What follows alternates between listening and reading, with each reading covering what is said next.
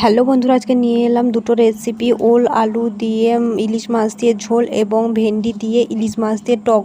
ওলগুলো কেটে নিয়েছি, কেটে সিদ্ধ করে নিয়েছি। ইলিশ মাছগুলো ভালো করে ভেজে নিয়েছি এবং সিদ্ধ করে রাখা ওলকে তেলে ভালো করে ভেজে নিয়েছি। নুন এবং হলুদ দিয়ে ভেজে নেওয়ার পরে তুলে নিয়েছি। কড়াইতে তেল দিয়ে পেঁয়াজ কুচি দিয়ে দিয়েছি, পরিমাণ মতো তেল, হলুদ গুঁড়ো, লঙ্কা গুঁড়ো এবং লবণ দিয়ে দিয়েছি। জল দিয়ে ম্যারিনেট করে নিয়েছি এবং ভেজে রাখা ওল দিয়ে দিয়েছি।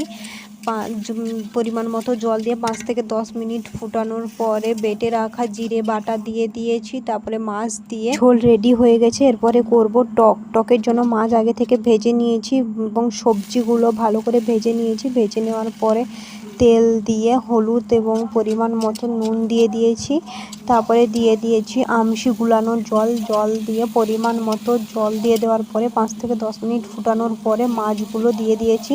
টক রেডি হয়ে গেছে। এবার এই দুটো রেসিপি তোমাদের কেমন লাগলো তোমরা সবাই কমেন্ট করো। ভালো লাগলে একটি লাইক, শেয়ার করো, সাবস্ক্রাইব করো। দেখা হচ্ছে পরে ব্লগে। টাটা।